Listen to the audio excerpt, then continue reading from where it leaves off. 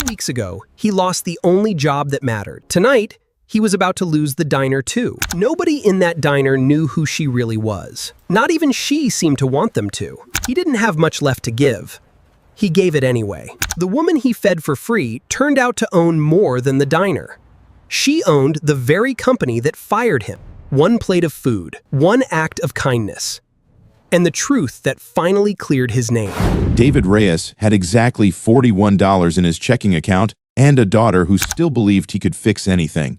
If you've ever been the person who did the right thing and watched it blow up in your face, stay until the end of this video, because what happens to David by sunrise the next morning is the kind of justice most people only dream about.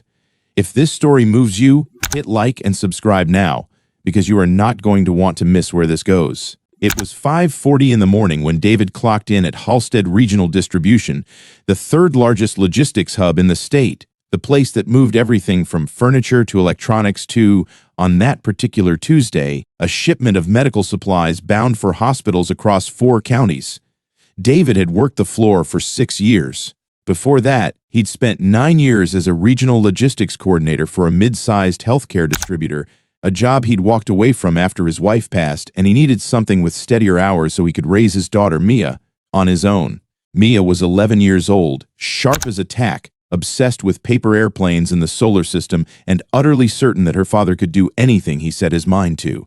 David worked the warehouse floor now, not because he lacked the skills for something bigger, but because bigger jobs meant longer hours, and longer hours meant missing Mia's science fair, missing her bedtime, missing the only years he'd ever get with her at this age. So he stayed at Halstead, quietly overqualified, quietly content, until the morning everything changed.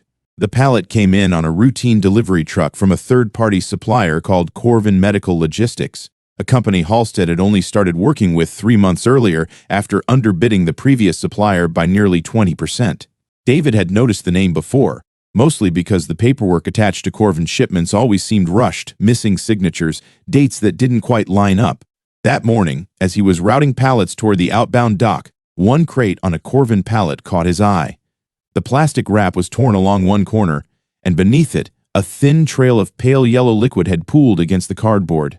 David crouched down and pulled the wrap back further.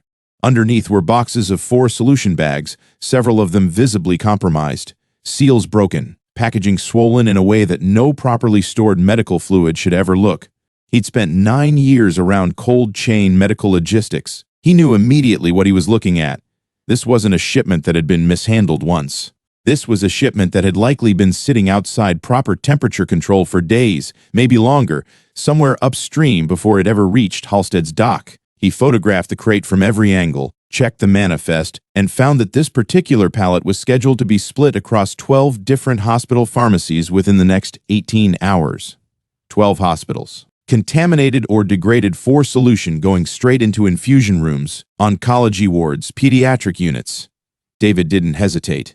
He flagged the pallet, physically wheeled it off the outbound line himself, and walked it straight to his shift supervisor's office. His supervisor, a heavy-set man named Randall Voss, who had been promoted 8 months earlier specifically because he never questioned upper management, barely looked up from his monitor. David explained what he'd found, showed him the photos, explained the temperature exposure risk, explained that this needed to be quarantined immediately and reported to the client hospitals before it left the building. Voss's response was to glance at the clock on the wall. "That shipment has a 4 p.m. delivery window," Voss said. "Corvin's already 3 shipments behind quota this month. If we hold this, we eat the penalty, and I am not explaining to corporate why Halstead ate a 6-figure contract penalty because a floor associate got nervous about some water weight on a box." "It's not water weight," David said, keeping his voice level even as his pulse climbed. "These bags have been out of cold chain, possibly for days. If this goes to a hospital and gets hung on a patient, that's not a penalty, Randall. That's a body count." Voss stood up, and this was the moment David would replay 100 times over the following 12 hours.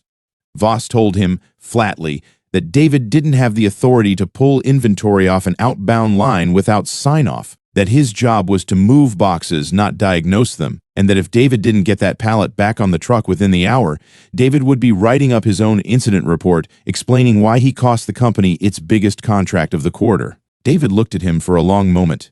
Then he asked Voss to put it in writing an order to knowingly ship compromised medical product to hospital patients. Voss refused, which told David everything he needed to know. David walked out of that office, went straight to the loading dock, and physically blocked the pallet from being reloaded onto the truck. He called it what it was in front of 2 dock workers and the truck driver, a public health risk that no one was going to move through him. 40 minutes later, David Reyes was standing in the parking lot with a cardboard box containing 6 years of a desk calendar, a coffee mug his daughter had painted for him, and a stapler. He'd been terminated for insubordination and unauthorized interference with company logistics operations. No severance. Security walked him to his car. As he pulled out of the lot, he watched through his rearview mirror as another employee wheeled the same pallet back toward the truck. He sat in his car for 11 minutes before he could make himself drive home. He thought about Mia, waiting for him with a half-finished diorama of the solar system that was due for school in 2 days. He thought about his rent, due in 9 days. He thought about the $41 in his checking account. And then he thought about the 12 hospitals waiting on that shipment, and he understood that none of what happened to him mattered as much as what was about to happen to 12 pharmacy shipments full of compromised 4 fluid. He picked Mia up from school like nothing had happened. She talked the entire ride home about Saturn's rings and whether Pluto deserved to be a planet again, and David nodded along, present enough that she never noticed anything was wrong, though later she would tell him that she knew, the way kids sometimes just know, that something in the house that night felt different. After Mia went to bed, David sat at the kitchen table with his laptop and an old contacts folder he hadn't opened in 3 years. Buried in it was a name, Sarah Chen, 24 years old when he'd last worked with her, a quality assurance auditor he'd trained early in her career at his old job, back when she was fresh out of her pharmacy logistics certification and eager enough to ask 100 questions a day. Sarah had since moved up fast, first to a regional compliance role and now, according to her most recent LinkedIn update, into a position with the state's Health Systems Procurement Alliance, a coalition that coordinated emergency medical supply verification across dozens of hospital networks. David hadn't spoken to her in 3 years. He almost didn't make the call, but he thought about the pallet. He thought about the trail of pale yellow liquid pooling under torn plastic wrap. And at 11:52 p.m., sitting alone at his kitchen table under a single lamp, rain tapping against the window, David Reyes dialed Sarah Chen's number. She picked up on the 4th ring, groggy, confused to hear from him after so long. David didn't waste time on small talk. He told her everything the shipment, the visible signs of temperature exposure, Corvin Medical Logistics, the 12 hospitals on the manifest, Voss's refusal to hold the pallet, and his own termination less than an hour after he'd tried to stop it. He read her the lot numbers and shipment codes straight off the photos on his phone. Sarah went quiet for a long moment, and then she said 4 words that David would never forget. "Send me everything, now." What David didn't know sitting at that kitchen table was that Sarah Chen's coalition had already flagged Corvin Medical Logistics twice in the past 2 months for unrelated documentation discrepancies, and that a formal audit had been sitting in a queue, deprioritized, waiting for a concrete incident to justify escalation. David had just handed her exactly that. Within 20 minutes of ending the call, Sarah had forwarded David's photos, manifest numbers, and shipment codes to the coalition's emergency compliance line, along with a note flagging that at least one of the 12 destination hospitals on that manifest was a Level 1 trauma center that received deliveries on a rolling basis, meaning some of that compromised product could already be inside a hospital pharmacy by morning. By 1:15 a.m., the coalition's emergency line had escalated the alert to every affected pharmacy director. By 2 a.m., 3 of the 12 hospitals had already independently confirmed receiving Corvin shipments earlier that same day and pulled the batches for inspection, discovering exactly what David had described: swollen seals, broken cold chain documentation, and visible degradation consistent with prolonged unrefrigerated transport. By 3:30 a.m., the state's pharmacy board had opened an emergency inquiry into Corvin Medical Logistics and Halstead Regional Distribution, the warehouse. That had fired David for trying to stop the shipment. Was named in the inquiry as the last verified handler before the compromised product reached hospital docks. David knew none of this. He'd gone to bed around 1:30 a.m., exhausted, still uncertain whether he'd made things better or simply made them worse for himself. He woke at 6:15 to Mia shaking his shoulder, telling him his phone wouldn't stop buzzing. It was already showing 11 missed calls. As he sat up, 3 more came in while he watched. The caller IDs weren't scam numbers or robocalls. They were hospital names: Euro Ridgeline Medical Center, St. Augustine General, Cedarview Children's Hospital. Names he recognized from his years in logistics. Names attached to pharmacy directors and supply chain managers who, 12 hours earlier, had never heard of him. The first call he answered was from a woman named Patricia Alvarez, director of pharmacy operations at Ridgeline Medical Center. She didn't waste time either. She told David that his report, routed to her through the coalition overnight, had likely prevented dozens of patients from receiving degraded force solution that morning. She told him Ridgeline had pulled every unit from the flagged batch before a single bag reached a nursing floor. And then she asked him a question he wasn't prepared for. Would he be willing to consult with their supply chain verification team, effective immediately on an emergency contract basis, to help audit every other Corvin shipment currently in the pipeline across the region? He hadn't even finished that call before another hospital rang in.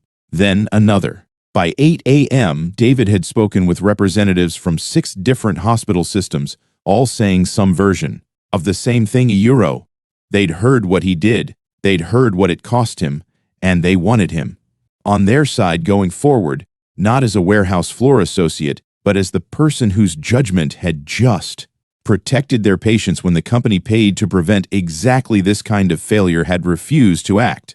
By that afternoon, the number of hospitals reaching out had climbed to over 40, some directly, many more through Sarah's coalition, all wanting either a formal statement, a consulting engagement, or simply to thank him.